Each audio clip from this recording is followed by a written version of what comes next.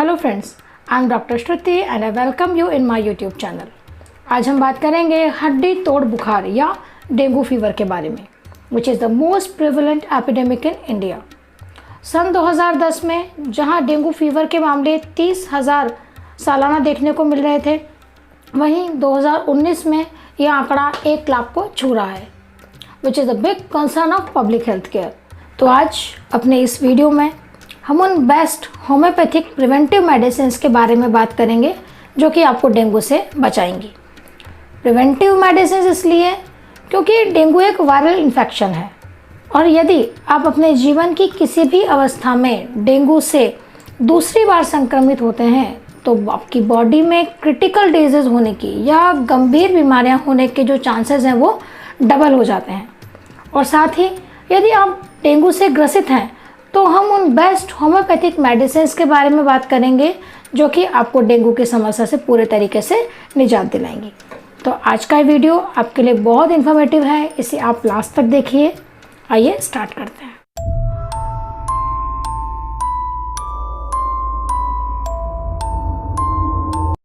पहले हम डेंगू को थोड़ा समझ लेते हैं।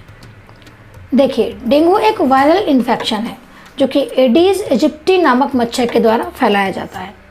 जब ये मच्छर किसी भी इन्फेक्टेड व्यक्ति को काटता है तो ये वायरस उस मच्छर के लार्वे या उसके सलाइवा में आ जाते हैं, और जब यही मच्छर किसी स्वस्थ व्यक्ति या हेल्दी इंसान को काटता है तो ये वायरस उस मच्छर के लार से या सलाइवा से उस स्वस्थ व्यक्ति की बॉडी में इंजेक्ट हो जाते हैं और 5 से 7 दिन बाद उस स्वस्थ व्यक्ति में भी डेंगू के लक्षण दिखाई देने लगते हैं।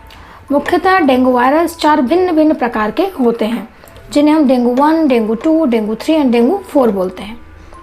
यदि आप इनमें से किसी भी एक प्रकार के वायरस से कभी संक्रमित हो जाते हैं तो दूसरी बार इस टाइप के वायरस से संक्रमित होने के चांसेस बिल्कुल खत्म हो जाते हैं। लेकिन जो रिमेनिंग 3 प्रकार के वायरस हैं उनसे संक्रमित होने की जो संभावना है वो आपकी बनी रहती है, और यदि आप संक्रमित हो जाते हैं तो आपकी बॉडी में क्रिटिकल डिजीज होने की या गंभीर बीमारियां होने के जो चांसेस हैं वो डबल हो जाते हैं। इसलिए डेंगू की प्रिवेंटिव लेना बहुत ही ज़रूरी हो जाता है ताकि आप संक्रमण से बचे रहें।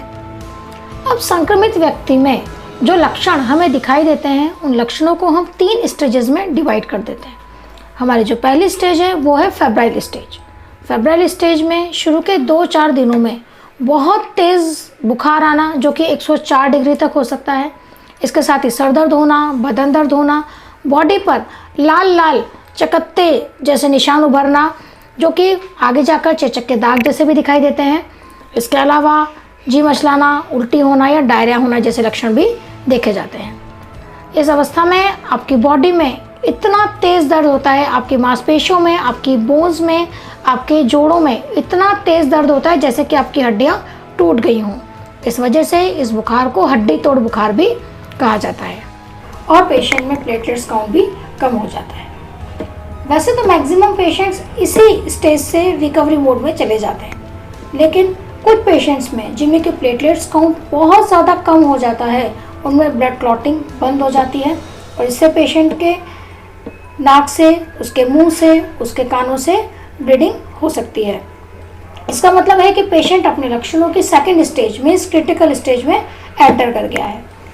क्रिटिकल स्टेज के सिम्टम्स की या उसके लक्षणों की यदि हम बात करते हैं तो उसमें गैस्ट्रोइंटेस्टाइनल ब्लीडिंग होना, प्लूरल इफ्यूजन मीन्स फेफड़ों में पानी भरना या बीपी हाई होना जैसी समस्या देखी जा सकती है। और इस क्रिटिकल स्टेज में भी यदि पेशेंट प्रॉपर ट्रीटमेंट लेता है तो उसकी रिकवरी पूरे तरीके से पॉसिबल है। रिकवरी स्टेज जो कि डेंगू की 3rd स्टेज है, इस स्टेज में पेशेंट के प्लेटलेट्स काउंट बढ़ने लगते हैं और पेशेंट ठीक होने की स्टेज में आ जाता है। लेकिन इस स्टेज में पेशेंट की बॉडी पर पेशेंट को इचिंग फील होती है, इसके साथ ही कमज़ोरी, थकान, चक्कर आना जैसे लक्षण भी दिखाई देते हैं। अब हम इस वीडियो के सबसे इम्पॉर्टेंट पार्ट मेडिसिनल पार्ट के बारे में बात करते हैं। सबसे पहले हम उन मेडिसिन के बारे में बात करेंगे जो कि हम उन पेशेंट्स को देते हैं जो कि डेंगू से इन्फेक्टेड हैं। जो होम्योपैथिक मेडिसिन मैं आपको बताने वाली हूँ वो होम्योपैथी के टॉप मेडिसिन हैं जो कि डेंगू फीवर में दी जाती हैं। इसमें हमारी जो सबसे पहली होम्योपैथिक मेडिसिन है वो है यूपेटोरियम 30। यूपेटोरियम 30 एक बहुत ही बढ़िया स्पेसिफिक मेडिसिन है जो कि डेंगू फीवर में दी जाती है। पेशेंट में बहुत तेज़ मस्कुलर पेन होना, बहुत तेज़ फीवर होना और इसके साथ ही हड्डी तोड़ बुखार, जैसे कि ऐसे पेशेंट को ऐसा लगता है जैसे कि उसकी हड्डियाँ टूट गई हों, इस टाइप के लक्षण जब देखने को मिलते हैं तो यूपेटोरियम 30 बहुत ही बढ़िया काम करती है। इसके अलावा ठंड लगना या जी मचलाना जैसी समस्याओं में भी यूपेटोरियम 30 का बहुत ही अच्छा रोल है। हमारी दूसरी होम्योपैथिक मेडिसिन है जैल्सीमियम 30। जैल्सीमियम 30 का पेशेंट की कमज़ोरी को, उसकी थकान को, चक्कर आने जैसी समस्याओं को दूर करने में, साथ ही हेडेक और चिड़चिड़ेपन जैसी समस्याओं को, आंखों के दर्द की समस्याओं को दूर करने में बहुत ही बढ़िया रोल है। हमारी तीसरी होम्योपैथिक मेडिसिन है रक्सटॉक्स 30। रक्सटॉक्स 30 का पेशेंट के बदन दर्द को दूर करने में, साथ ही उसके मांसपेशियों के, उसके जोड़ों के दर्द को दूर करने में बहुत ही बढ़िया रोल है।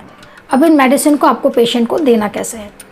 इस मेडिसिन को बनाने के लिए आपको यूपेटोरियम 30, जैल्सीमियम 30 और रक्सटॉक्स 30 इन तीनों मेडिसिन की बराबर क्वांटिटी एक बॉटल में ले लेनी है और फिर इसकी 2-2 बूंद दिन में 3 बार आप पेशेंट को देंगे।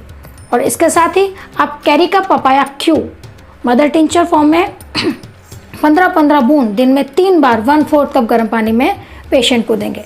कैरिका पपाया क्यू आश्चर्यजनक रूप से पेशेंट के प्लेटलेट्स को बढ़ाने में सहायक है। आप देखिएगा ये दोनों मेडिसिन लेने से, कैरिका पपाया क्यू और साथ ही जो कॉम्बिनेशन मैंने आपको बताया है, इन मेडिसिन को लेने से पेशेंट अपने डेंगू की समस्या से बहुत जल्दी रिकवर कर लेगा। अब हम बात करते हैं हमारी प्रिवेंटिव मेडिसिन की, जो कि है यूपेटोरियम 30। यूपेटोरियम 30 को हम बोनसेट मेडिसिन या होम्योपैथी की प्रिवेंटिव मेडिसिन भी बोलते हैं। यदि आपके आसपास के एरियाज़ में बहुत ज़्यादा डेंगू फैला हुआ है तो आपको और आपकी फैमिली को यूपेटोरियम 30 की 2-2 बूंद सुबह शाम 5 दिन तक ले लेनी चाहिए। इससे आप और आपकी फैमिली काफ़ी हद तक डेंगू से बचे रहेंगे। आज के वीडियो में बस इतना ही। अब यदि आप मेरे चैनल पर नए हैं या मेरा वीडियो पहली बार देख रहे हैं और आपने अभी तक इस चैनल को सब्सक्राइब नहीं किया है तो आप इस चैनल को सब्सक्राइब कीजिए, साथ ही दिए हुए बेल आइकन को टच कीजिए ताकि आने वाले वीडियोस की नोटिफिकेशन आपको टाइमली मिल सकें। और साथ ही यदि आप किन्हीं और समस्याओं से परेशान हैं तो नीचे डिस्क्रिप्शन बॉक्स में दिए हुए व्हाट्सएप नंबर पे मैसेज करके भी आप अपनी समस्याओं के समाधान पूछ सकते हैं।